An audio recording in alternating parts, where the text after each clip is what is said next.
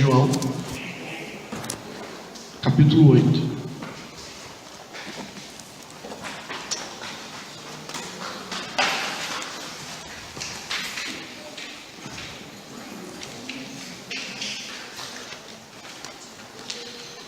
A palavra do Senhor Deus diz assim, nós vamos ler do verso 1 ao 11. Jesus, porém, foi para o Monte das Oliveiras.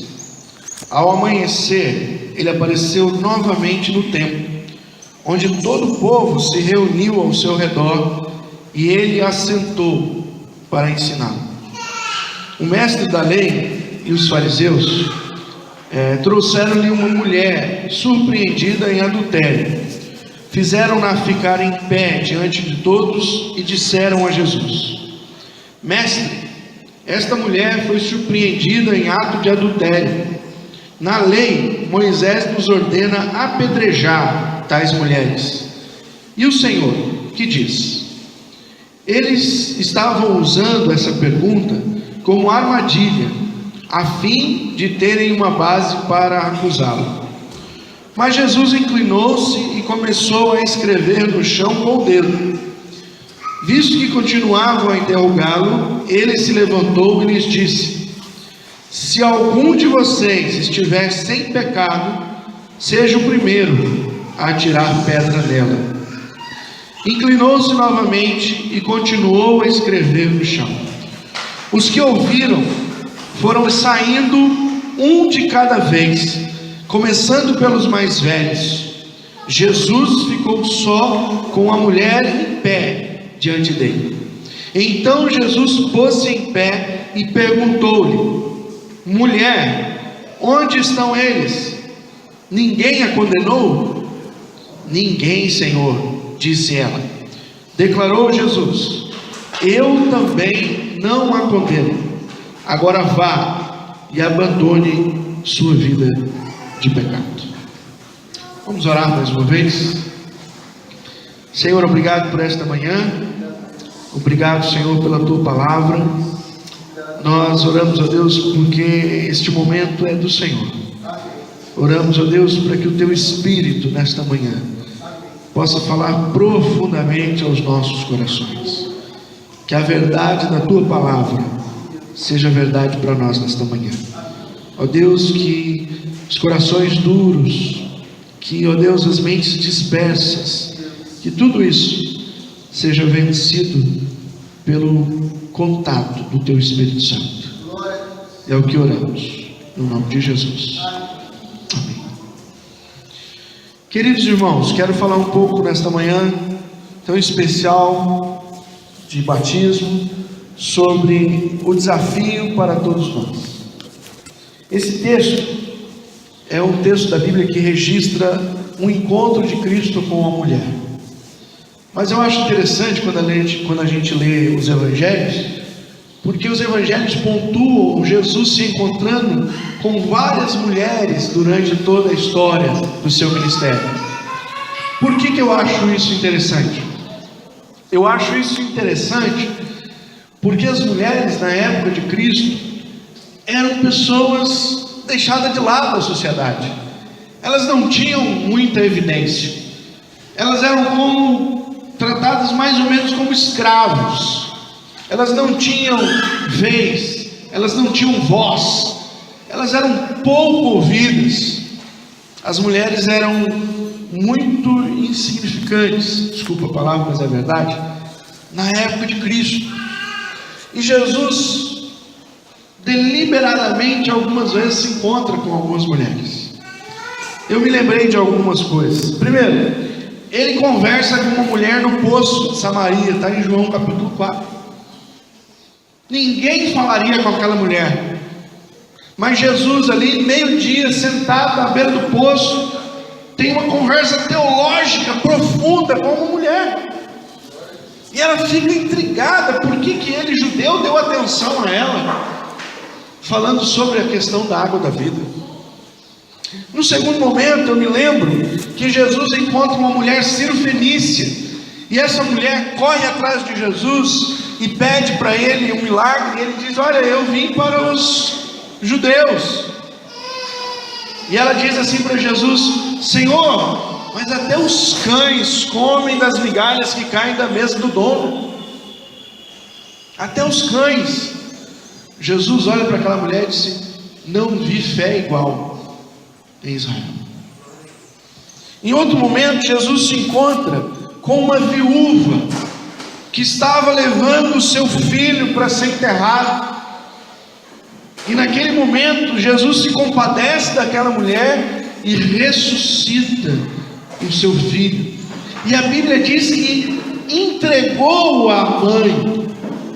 Jesus restaura uma família, porque ele teve pena, piedade daquela viúva. É também um encontro miraculoso, onde uma mulher vai se esgueirando no meio da multidão e toca nas vestes de Jesus, e a Bíblia diz que ela sofria de fluxo de sangue, e naquele momento ela é curada. E Jesus então pergunta: alguém me tocou? E os discípulos dizem: mas como o Senhor disse alguém tocou? Está um monte de gente aqui, empurra. É claro que alguém tocou o Senhor. Ele diz: não, alguém me tocou com fé, porque de mim saiu virtude. E aquela mulher meio que ressabiada diz: fui eu, Senhor. Jesus olha para ela e diz: então vai em paz, a tua fé te salvou. Num outro momento, Jesus está numa sinagoga e entra uma mulher, 18 anos, ela entra encurvada, 18 anos, escrava de um demônio que colocou uma enfermidade, ela ficou corcunda. E Jesus então chama aquela mulher à frente, para a reunião na sinagoga, num dia de sábado. Todo mundo se escandaliza: como é que alguém vai ter importância a uma mulher numa reunião especial no dia de sábado? Jesus disse: essa filha de Abraão está há 18 anos sendo escrava do diabo, e convém que ela seja liberta. E orou por ela e a curou. E por fim, João capítulo 8, talvez o encontro de Jesus com mulheres o mais terrível.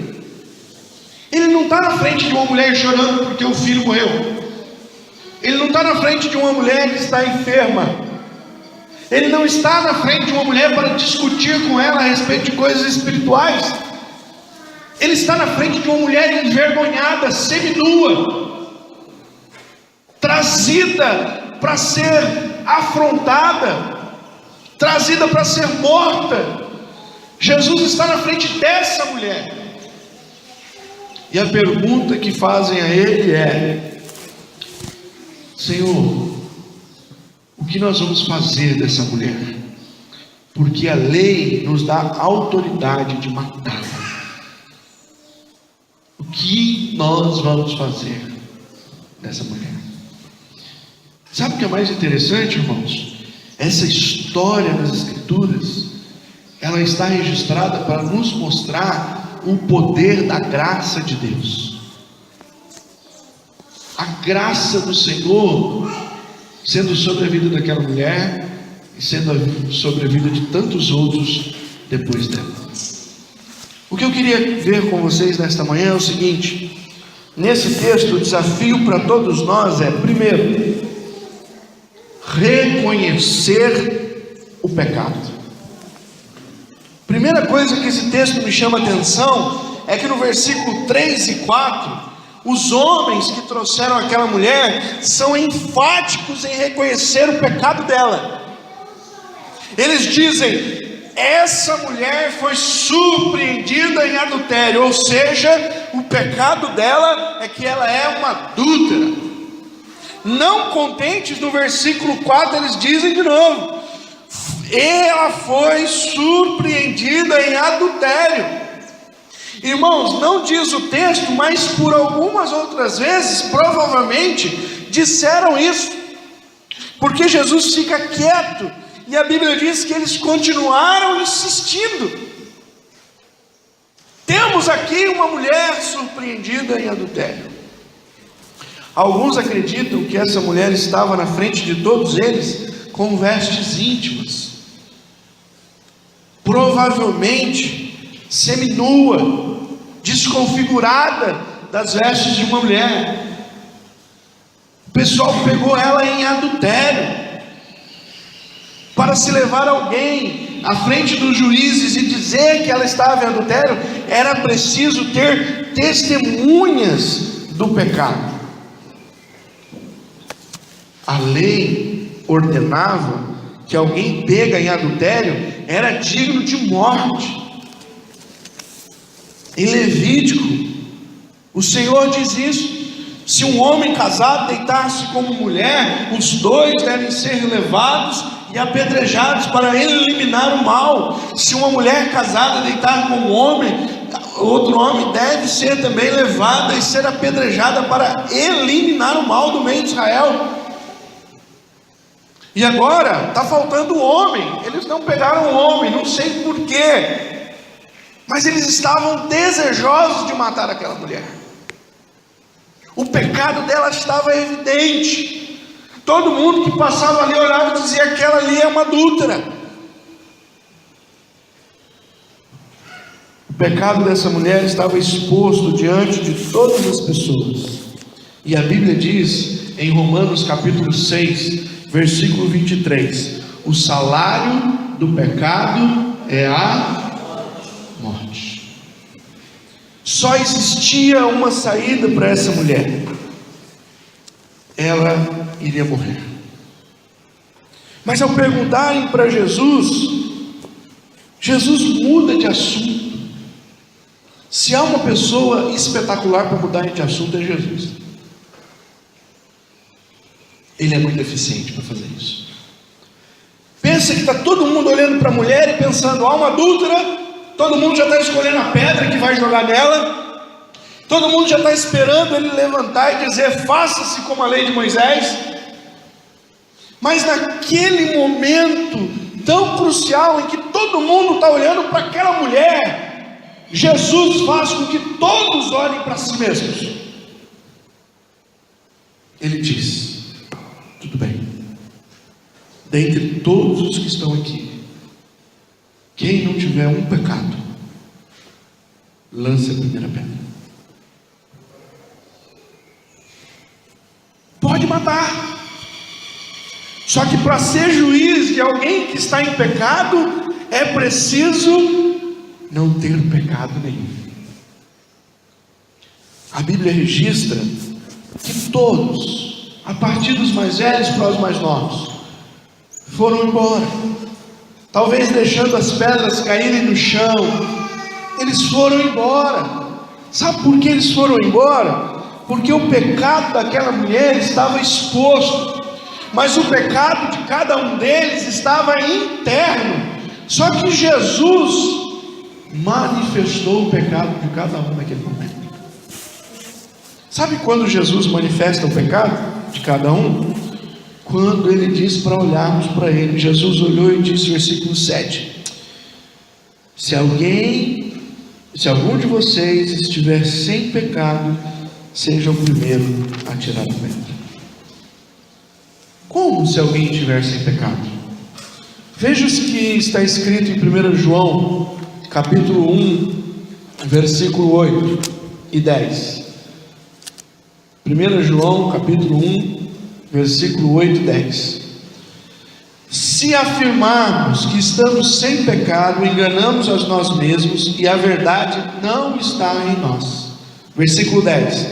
Se afirmarmos que não temos cometido pecado, fazemos de Deus um mentiroso e a sua palavra não está em nós. Qual é a revelação que Jesus está dando naquele momento ali?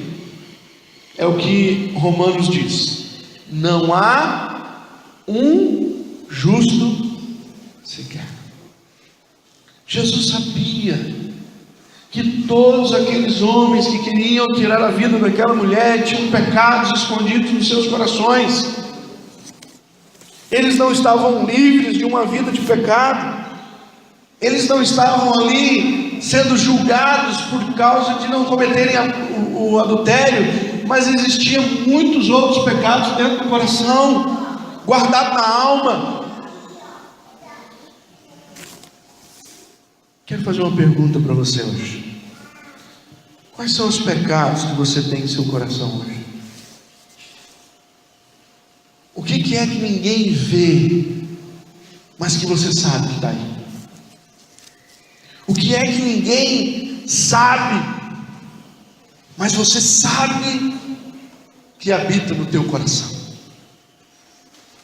Porque nós podemos esconder os pecados dos outros, mas nós não podemos esconder os nossos pecados diante de Deus. Deus conhece. E a mesma palavra que Ele falou para aqueles homens naquele dia, é a palavra para nós hoje. Quais são os pecados encobertos que vocês estão guardando? Quantos de nós muitas vezes queremos tratar o pecado do outro, queremos tacar pedra no outro, mas não queremos tratar o nosso pecado, o nosso problema, as nossas dificuldades? Não adianta esconder o pecado, pois o Senhor Jesus conhece o seu interior. Eu me lembro quando morava na cidade de Salvador, a gente conhecia a história do irmão. Não era da nossa igreja, tá? Era de outra igreja. Mas antes dele ir para a igreja, ele passava num boteco bem escondido, para ninguém ver. E chegava no boteco e ele carcava uma velha barreira para dentro. E aí chupava um chiclete, um negócio para disfarçar, e ia para a igreja. E ele achava que não tinha nenhum problema. Por quê? Porque ninguém viu. Ele tomou escondidinho. Quantas vezes, irmãos, nós tratamos o nosso pecado diante de Deus da mesma maneira? Não tem problema, ninguém está vendo, só eu sei, ninguém vai me julgar por causa disso. Mas o Senhor conhece o interior de cada um de nós e sabe que nós somos pecadores. E o convite dele para mim e para você, primeiro desafio diante de Deus nesta manhã: reconheça seus pecados, não os esconda, reconheça, diga ao Senhor: eles estão aqui, eles moram na mesma casa que eu, eles habitam o meu coração. Reconheça o seu pecado.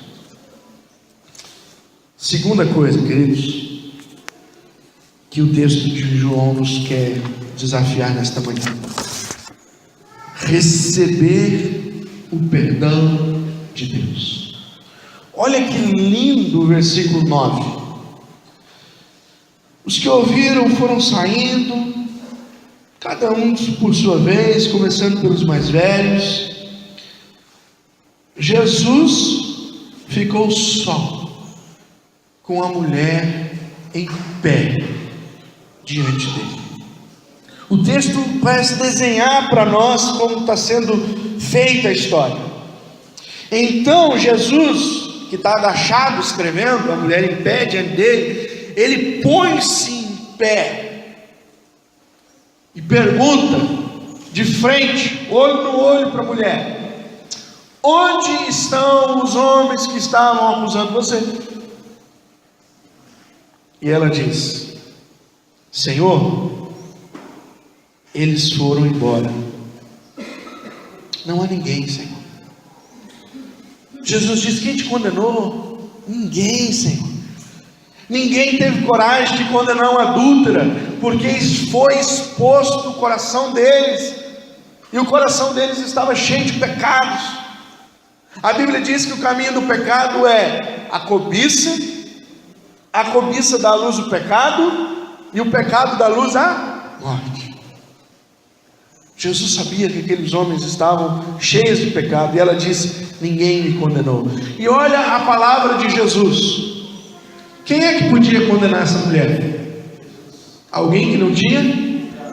Jesus tinha pecado? Jesus podia pegar a pedra e dizer: fica ali então, que eu vou tacar todas as pedras. Eu posso.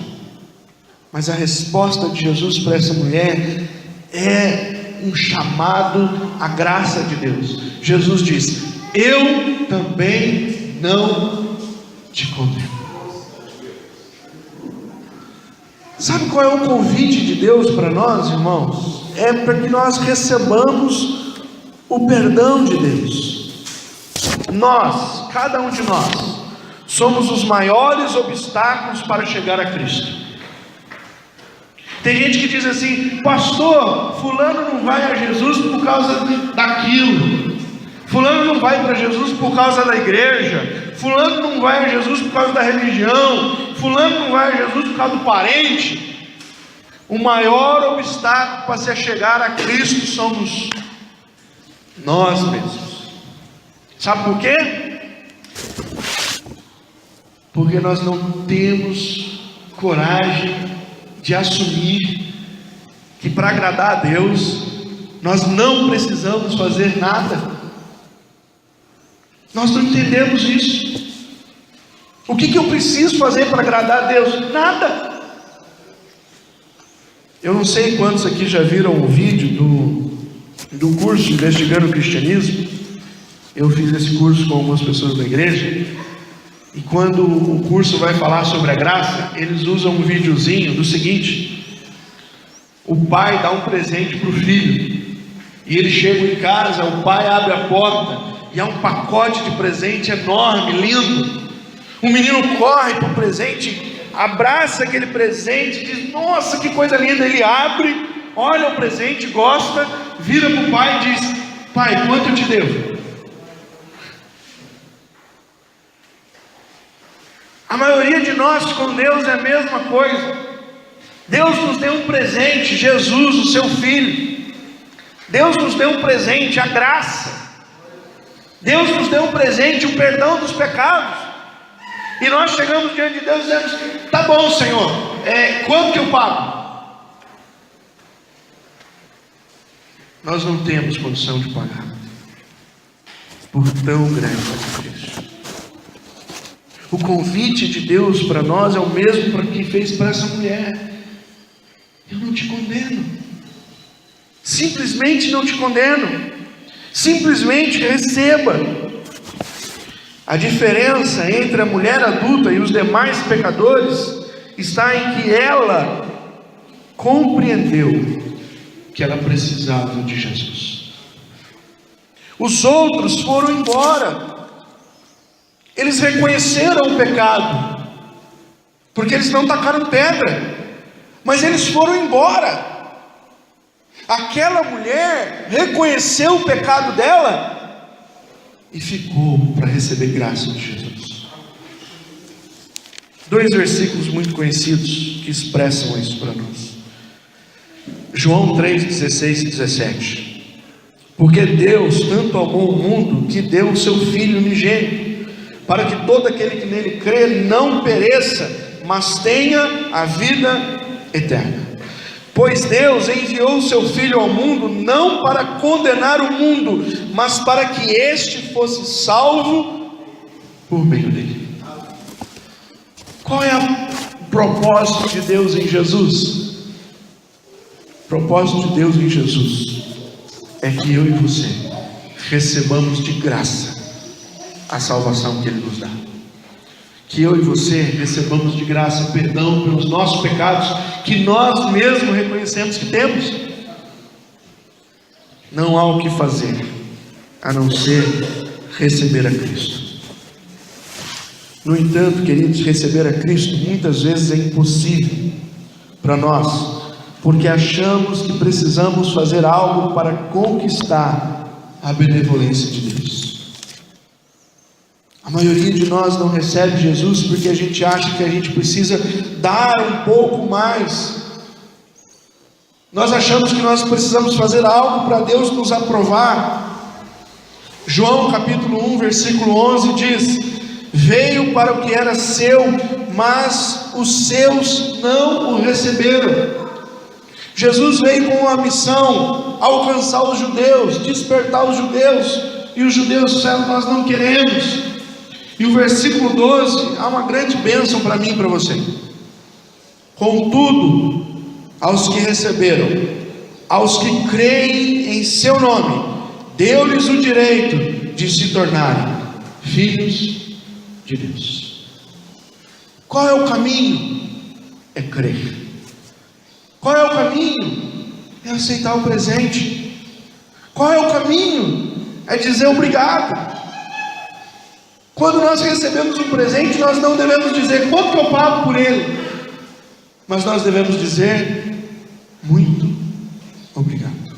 Você quer ver como a gente não sabe ganhar presente? Quando alguém dá um presente para a gente, a maioria de nós diz: não precisava.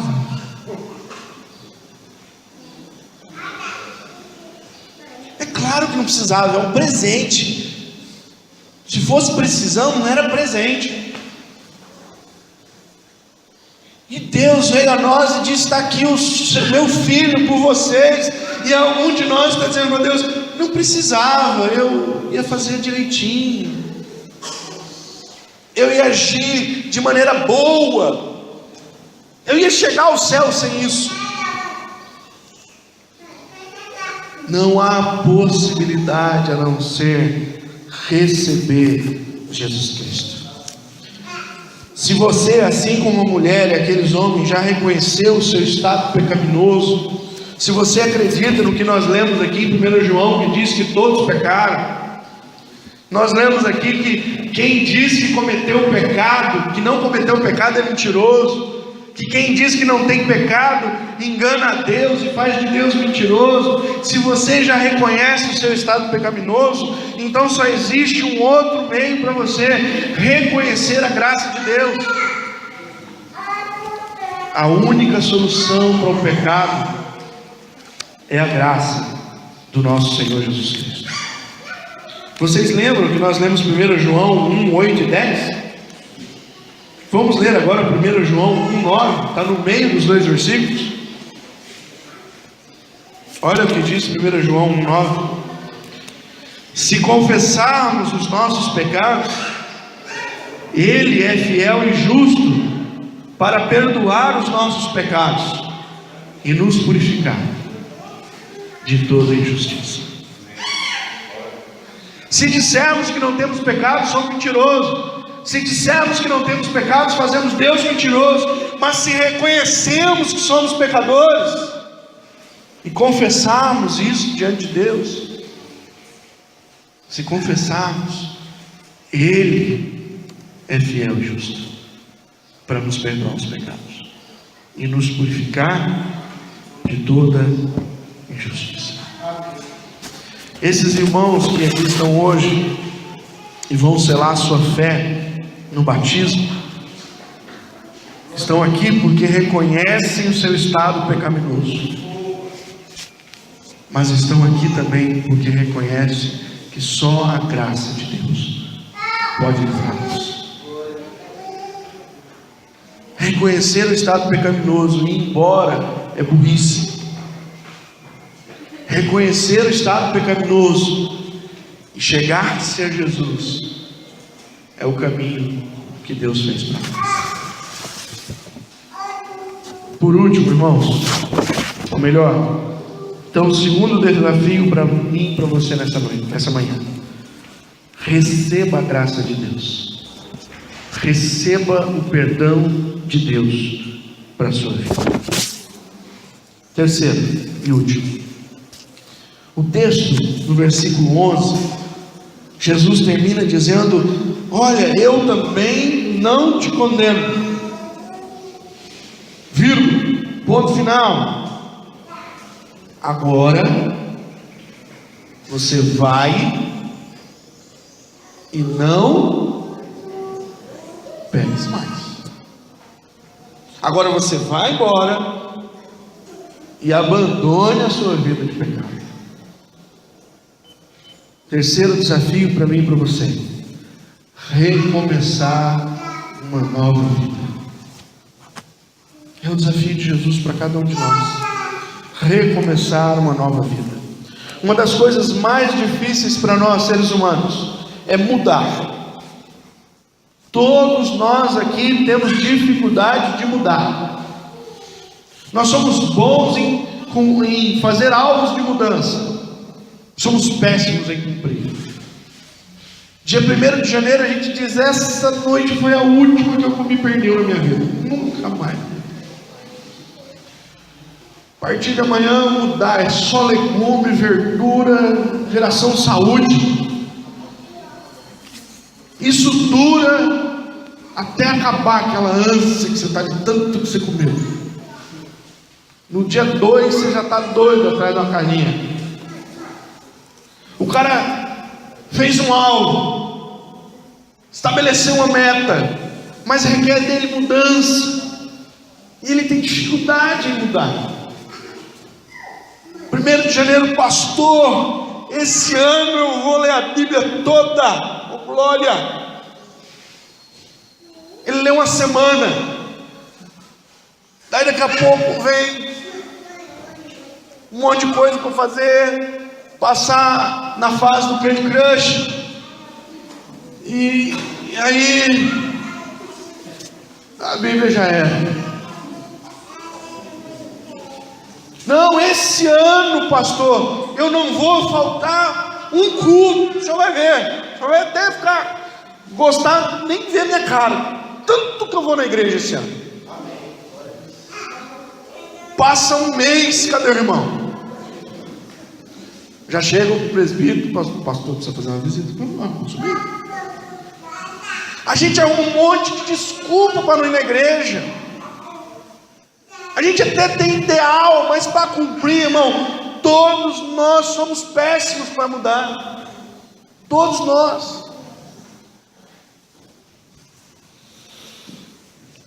Pois pensamos em mudar, mas aí vem aquela triste constatação: caramba, se eu preciso mudar, é porque eu estava fazendo alguma coisa errada. Essa é a nossa principal dificuldade em mudar. Porque se eu vou falar hoje, eu preciso mudar, quer dizer que até agora eu estava fazendo tudo errado. E aí vem o ego e diz para mim: não, você não estava fazendo tudo errado. Continua nessa sua vida. Não dá atenção porque o pastor está falando, não. Porque o ego nosso é: quem imagina que eu estou errado? Imagina que eu vivi 30 anos da minha vida enganado. Imagina que eu vivi 45 anos da minha vida enganado. E aí nós protelamos pedir perdão dos pecados. Nós protelamos reconhecer a graça de Deus, porque nós dizemos: não, eu estou certo, eu estou com a verdade, eu não preciso mudar. Embora ao encontrarmos com a graça, não passamos a dar nada para agradar a Deus. Depois que encontramos tão grande salvação, devemos, por gratidão a Deus, nos afastarmos da vida que tenhamos tido antes. Deixa eu te explicar. Embora ao encontrarmos com a graça, nós não podemos dar nada a Deus para alcançar essa graça. Ela é dada a nós. Pedro disse, escrevendo na sua carta: vós não fostes comprados por preço de coisa preciosa, nem prata, nem ouro, nem qualquer outro tipo de dinheiro. Vocês foram comprados pelo precioso sangue do nosso Senhor Jesus Cristo. Não há absolutamente nada que eu possa fazer para alcançar a graça de Deus. Eu só preciso crer no presente de Deus. Mas a partir do momento em que eu creio em Jesus, eu tenho essa nova vida, então eu devo zelar para uma nova vida diante de Jesus. A palavra de Jesus é franca, direta e simples àquela mulher: vá embora e não peques mais. Aí você que fala assim: pastor, o senhor acabou de dizer que a gente não consegue mudar. Como é que a gente faz? Graças a Deus, porque a Bíblia responde isso. Romanos capítulo 6, versículo 1 em diante. Que diremos então? Continuaremos pecando para que a graça aumente? Ah, pastor, Jesus tem graça para nós, então vamos continuar pecando. Eu peco, recebo graça. Peco, recebo graça. De maneira nenhuma. Nós, os que morremos para o pecado, como podemos continuar vivendo nele? Ou vocês não sabem que todos nós que fomos batizados em Cristo Jesus, fomos batizados com Ele em sua morte? Esses irmãos hoje estão assumindo um compromisso diante de Deus e de nós, que eles estão morrendo para a vida deles. Eles querem morrer com Jesus, e o símbolo do batismo é essa morte. Portanto, fomos sepultados com Ele na morte, por meio do batismo, a fim de que, assim como Cristo foi ressuscitado dos mortos, mediante a glória do Pai, também nós vivamos uma vida nova. Quando emergem da água, eles estão dizendo: estamos preparados para uma vida com Jesus. Estamos preparados para o desafio de seguir e não pecar mais. Estamos preparados para o desafio de esquecer a vida que ficou para trás. Estamos preparados para andar como discípulos de nosso Senhor Jesus Cristo. Se dessa forma fomos unidos a Ele na semelhança de sua morte, certamente o seremos também na semelhança da sua ressurreição. Pois sabemos que o nosso velho homem foi crucificado com Ele, para que o corpo do pecado seja destruído, e não mais sejamos escravos do pecado. Pois quem morreu foi justificado do pecado. Qual é a vontade de Deus para nós? Que reconheçamos o seu pecado, nossos pecados. Que reconheçamos o seu perdão. E o terceiro desafio, que recebamos agora o desafio de recomeçar uma nova vida. Por isso, para nós hoje, é preciso encarar esse desafio. Nós andamos com Cristo, não andamos mais como andávamos antes de conhecer. Quero concluir convidando você a pensar na sua vida.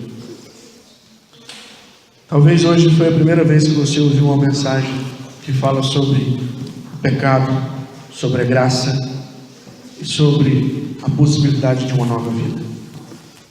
A possibilidade de uma nova vida não existe por sua força. A possibilidade da nova vida se existe pela ação do Espírito Santo na vida de cada um de nós. Portanto, se você ouviu hoje que você é pecador, você reconhece o seu pecado, não saia daqui sem receber o perdão de Jesus, porque o salário do pecado é a morte, mas o dom de Deus é a vida eterna por meio de nosso Senhor Jesus Cristo. Se você reconhece a graça de Deus, então entregue sua vida a Cristo e viva uma nova vida que Jesus tem para você. Talvez você já se batizou, já está andando com Jesus, mas está vivendo como se ainda vivesse a vida velha. Se arrependa, peça perdão. Se confessarmos os nossos pecados, Ele é fiel e justo para nos perdoar os pecados. Viva uma vida nova com Cristo, para a honra e glória do Senhor. Quero convidar você a fechar os teus olhos por um instante.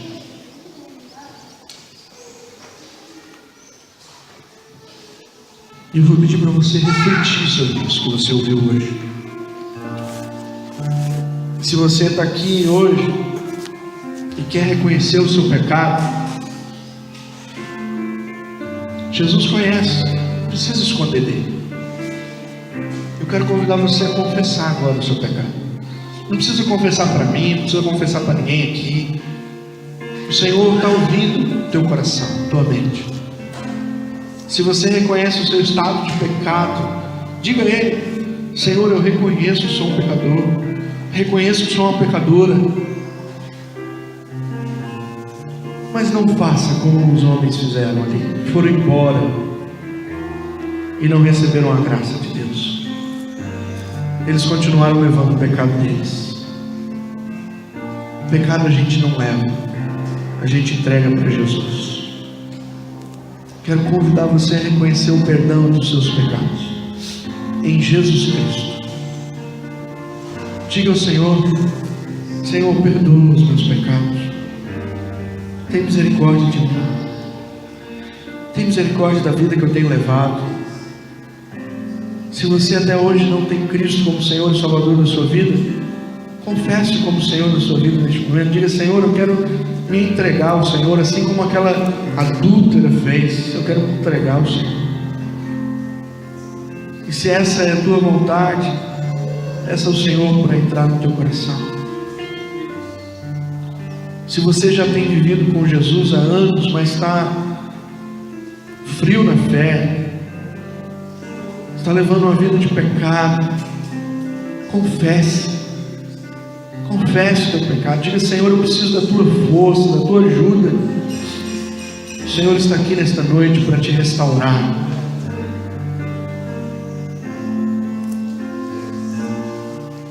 E o último desafio é: aceite a proposta de Cristo, para a partir de hoje você ter uma nova vida.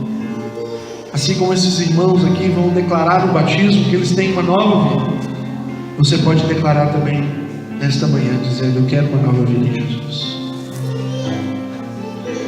Se você quer receber uma oração nesta manhã por ter feito isso, erga a sua mão onde você está. Fala assim: eu quero, Senhor, eu quero receber o Senhor, eu quero receber o perdão. Se esse é o desejo do teu coração, faça isso. Erga a sua mão e diga: Senhor, eu quero. Nós queremos orar com você. Se você quer receber graça de Deus sobre a maneira como você está andando nessa vida, fique em pé no seu lugar. Não tenha vergonha de ser como alguém que reconhece o pecado publicamente, dizer: eu preciso de ti, Senhor.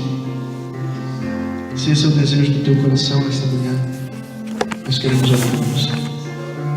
Vamos clamar ao Senhor para que tenha perdão sobre a sua vida. Senhor, nós oramos nesta manhã. Talvez, ó Deus, nós não tenhamos nenhum pecado como aquela mulher adúltera, mas certamente nós temos os pecados como aqueles homens que queriam te tacar pedra nela. Pecados ocultos, Senhor, que achamos que o Senhor não sabe, mas sabemos que o Senhor sabe. Pedimos perdão, Senhor, nesta manhã.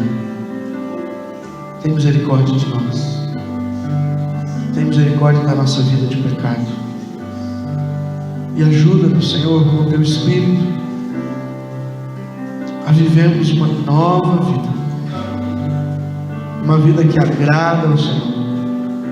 Uma vida que bendiz o nome do Senhor. Uma vida, Deus, que vai de acordo com a tua palavra, e não de acordo com a minha vontade. O Senhor conhece o coração de cada um aqui nesta manhã.